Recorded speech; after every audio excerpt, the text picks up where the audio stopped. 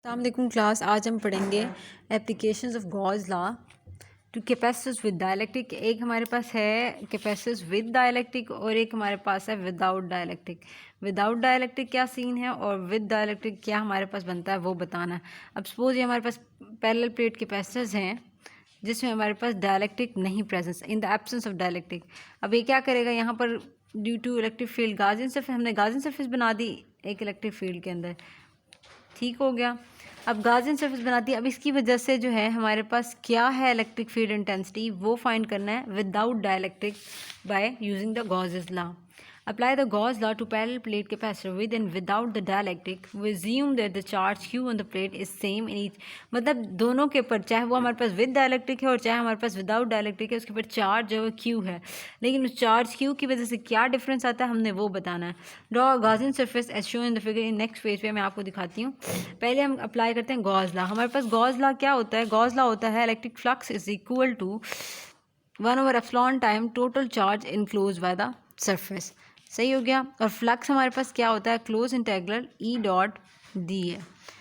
दोनों कंपेयर कर दें, E dot D A close integral is equal to Q और एप्सिलॉन नॉट। सो हम एप्सिलॉन नॉट को इस तरफ ले आए तो epsilon naught close integral E dot D A is equal to क्या हो जाएगा? क्यू। ये हमारे पास गॉसेस लॉ आ गया। ये इसकी फॉर्म ये देखें, एप्सिलॉन नॉट ई नॉट। अब क्योंकि हमने विदाउट डायरेक्ट्रिक कर रहे हैं ना, इसलिए हमने उसके लिए एक बबल लगा दिया जो ई नॉट का काम कर रहा है। Dot D A is equal to Q. So क्योंकि हमारे पास उसका एरिया जो है वो कांस्टेंट उन्होंने रखा हुआ है, close integral D A is equal to A कर दिया है हमने, वो वहाँ पर ए कर दिया, ई नॉट को बाहर निकाल दिया है, epsilon naught E naught close integral this will be equal to A. So हमारे पास क्या आ जाएगा? हमारे पास आ जाएगा epsilon naught E naught A is equal to Q. हमें ई नॉट फाइंड करना है, E naught is equal to Q divided by epsilon naught A. ये इलेक्ट्रिक फील्ड हो गया विदाउट डायलैक्ट्रिक। इसकी फिगर हमारे पास ये है, ये देखें, ये हमारे पास positive plate of the capacitor है, negative plate of the capacitor है। हमने पॉजिटिव प्लेट पे एक गाउसियन सरफेस बना ली जिसमें डायरेक्शन ऑफ इलेक्ट्रिक फील्ड क्या है? टू द डाउनवर्ड है। अब हम करते हैं कि हमारे पास एक जो है ना parallel plates of the capacitors है जिसमें हमारे पास जो है उसके अंदर हमने एक डायलैक्ट्रिक मटेरियल रखा हुआ है। वो डायलैक्ट्रिक मटेरियल कोई भी प्लेट हो सकती है, वो कोई भी हमारे पास प्लास्टिक की शीट हो सकती है, कोई भी हमारे पास ग्लास शीट हो सकती है। तो उसका क्या इफेक्ट पड़ता है हमने वो बताना है। ये देखिए, हमारे पास positive plate of the capacitor, ये negative plate of the capacitor, ये हमने एक गॉसियन सरफेस बना ली। अब ड्यू टू जो है ना पर गॉसियन सरफेस, इस पॉजिटिव चार्ज की वजह से इस डायलैक्ट्रिक कांस्टेंट पर एक चार्ज इंड्यूस्ड हुआ है। ड्यू टू पॉजिटिव यहाँ पर एक अपोजिट चार्ज इंड्यूस हुआ है जिसको हमने माइनस क्यू प्राइम का नाम दिया। इसी तरह अगर हम नीचे देखें, अगर यहाँ हम एक गॉसियन सरफेस बना लें तो यहाँ पर हमारे पास नेगेटिव चार्ज की वजह से यहाँ पर पॉजिटिव चार्ज इंड्यूस होगा ड्यू टू डायलैक्ट्रिक। तो अब इस इंड्यूस चार्ज की वजह से अब क्या गॉस लॉ में डिफरेंस आता है वो हम पढ़ते हैं।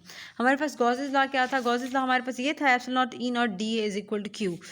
अब इस क्यू की क्या वैल्यू है देखें, हमारे पास क्यू क्या है? क्यू इज इक्वल टू, अब क्योंकि ये हमारे पास पॉजिटिव चार्ज है, पॉजिटिव चार्ज, अब इसकी वजह से जो इंड्यूस्ड हुआ है वो होगा minus Q prime. So we have the Q is equal to minus Q prime. अब इस क्यू की जगह पर हम ये वैल्यू पुट कर देते हैं। हमारे पास आएगा epsilon naught close integral E dot D A is equal to Q minus Q prime. ये हमारे पास गॉस लॉ आ जाएगा due to dielectric constant. So ये हमारे पास आ गया एप्सिलॉन नॉट। अब इसको हम वहीं पहले कर जिस तरह किया था, हमने एप्सिलॉन नॉट ई कांस्टेंट था बाहर कर दिया, और ये हमारे पास क्लोज इंटेग्रल का डी ए जो है वो ए के इक्वल हो गया। तो ये आ जाएगा क्यू माइनस क्यू प्राइम। हमारे पास ई क्या आया? ई इज इक्वल टू आया हमारे पास Q minus Q prime divided by epsilon naught A. ये ड्यू टू हमारे पास डायलैक्ट्रिक इलेक्ट्रिक फील्ड आ गया। लेकिन अभी इससे हमने फाइंड करना है क्योंकि इंड्यूस चार्ज की वजह से जो इफेक्ट आया वो हमने बताना है।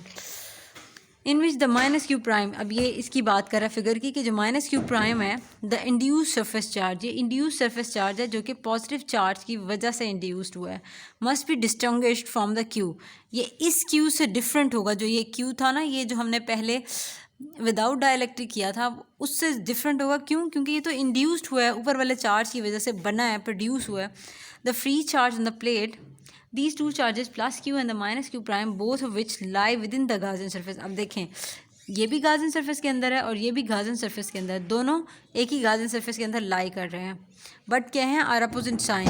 The net charge within the Gaussian surface is Q plus minus Q prime, तो ये हमारे पास हो जाएगा क्यू माइनस क्यू प्राइम। ये जो मैंने अभी आपको बताया वही उन्होंने बताया। अच्छा, अब डायलैक्ट्रिक की वजह से इलेक्ट्रिक फील्ड पे क्या इफेक्ट होगा? डायलैक्ट्रिक की वजह से जो इलेक्ट्रिक फील्ड है उसके ऊपर ये इफेक्ट होगा कि वो रिड्यूस हो जाएगा। हमारे पास इलेक्ट्रिक फील्ड जो है वो रिड्यूस हो जाएगा के ई टाइम्स, यानी कि इतने टाइम्स जो है हमारा रिड्यूस हो जाएगा। यहाँ ई नोट की वैल्यू पुट कर दे जो हमने पहले फाइंड की थी, वो हमारे पास क्या थी? वो थी हमारे पास Q over epsilon naught A, ठीक हो गया, divided by K E Q. अब क्योंकि डिवीजन में नीचे ले आए, क्यू के ई एप्सिलॉन नॉट ए। अब एक ई हमारे पास ये बन गया और एक ई हमने डिराइव किया था, वो हमारे पास था E Q minus Q prime divided by epsilon naught ए। अब एक ये बन गया और एक ये बन गया, दोनों को कंपेयर कर लें, हमारे पास आएगा Q minus Q prime divided by K E epsilon naught A is equal to, sorry यहाँ के ई नहीं आता, is equal to Q over K E epsilon naught A. ये कैंसिल हो गया, इससे हमारे पास क्या रह गया? अब ये आ जाएगा हमारे पास Q minus Q prime is equal to Q over K E. ये आप देखें, अगर हम सपोज करें तो ये इस चीज़ की वैल्यू ये आ गई। हमारे पास क्या फार्मूला था electric field of with dielectric का? वो ये E is equal to Q minus Q prime divided by epsilon naught A. यहाँ पर इस चीज़ की वैल्यू हम पुट कर सकते हैं ना, क्यू माइनस क्यू प्राइम की, वो हमारे पास आएगा E is equal to Q over K E epsilon naught ए। अब आप देख लें, ये हमारे पास एक ही है और दूसरा हमारे पास जो हमने फाइंड किया था वो हमारे पास था Q over epsilon naught A. ये देखिए, ये एक ये था क्यू ओवर एप्सिलॉन नॉट ए और एक ये जो अभी आपने फाइंड किया है वो क्यू ओवर के। लेकिन ये जो हमारे पास Q minus Q E prime की वैल्यू थी, इसको हम गॉस लॉ के अंदर पुट करेंगे। गॉस लॉ था हमारे पास epsilon naught E dot D A is equal to Q minus Q prime, क्योंकि हमने गॉस लॉ की वैल्यू लिखनी है ना विद और विदाउट डाइलेक्ट्रिक। तो अभी इधर इसकी जगह इसकी वैल्यू लिख लें, epsilon naught close integral E dot D A is equal to Q over K E को इस तरफ ले आए, epsilon naught close integral K E dot D A is equal to Q. ये हमारे पास है गॉस लॉ विद डाइलेक्ट्रिक, यानी कि the relations of the Gauss law when dielectric are present between the parallel plate capacitors, कि अगर parallel plate capacitor के अंदर उसका डाइलेक्ट्रिक मौजूद हो तो क्या डिफरेंस आता है, और अगर हमारे पास डाइलेक्ट्रिक मौजूद ना हो तो क्या डिफरेंस आता है। ये उसकी फिगर से भी क्लियर हो गया और ये उसके हमारे पास मैथमेटिकल एक्सप्रेशन से भी क्लियर हो गया। इंशाल्लाह मिलते हैं नेक्स्ट लेक्चर में। अल्लाह हाफिज़।